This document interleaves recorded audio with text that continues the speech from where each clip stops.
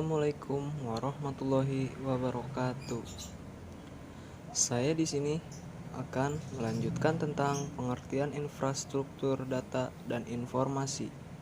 Part 2. Infrastruktur data center. Data center merupakan fasilitas yang terdiri dari jaringan komputer dan penyimpanan yang digunakan oleh bisnis atau organisasi lain untuk mengatur, memproses, menyimpan, dan menyebarluaskan data dalam jumlah yang besar. Fungsi data center sebagai prinsipal repositories untuk segala macam peralatan IT, termasuk server, subsistem penyimpanan, network switch, router, dan firewall, serta pemasangan kabel dan physical range yang digunakan untuk mengatur dan mengubah peralatan IT. Komponen infrastruktur data dan informasi. 1. Meet-Me Room. Meet-Me Room atau MMR adalah ruangan yang digunakan untuk melakukan koneksi atau cross-connect antara server, baik dari ruang rak ke konektivitas dan server yang ada di suatu rak ke rak yang lain. 2. Rak. Rak digunakan untuk penyimpanan perangkat keras dari data center.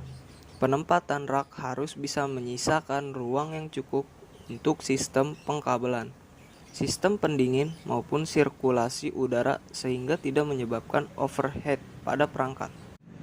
3. Staging room. Ruangan ini berfungsi untuk melakukan pengujian perangkat milik user sebelum melakukan instalasi pada data center. 4.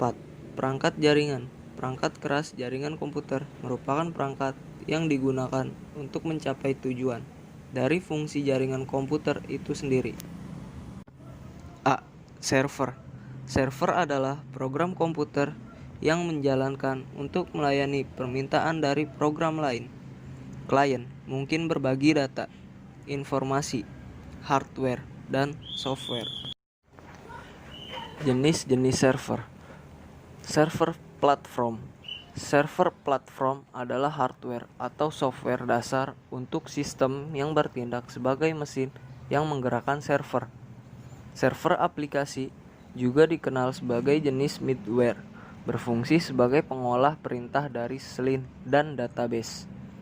Server audio atau video menyediakan kemampuan multimedia ke situs web dengan membantu pengguna untuk menyiarkan streaming konten multimedia.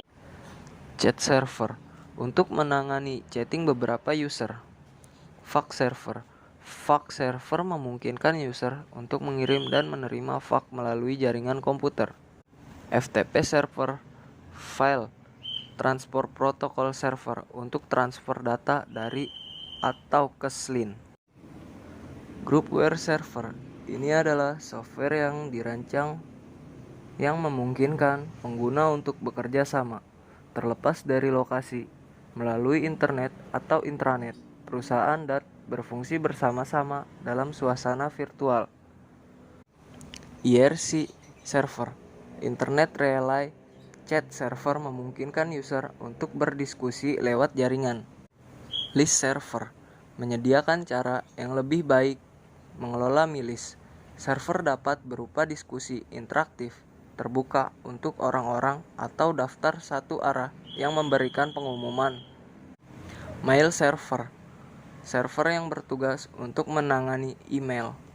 News server ini berfungsi sebagai sumber distribusi dan pengiriman untuk banyak kelompok berita umum didekati melalui jaringan berita Usenet.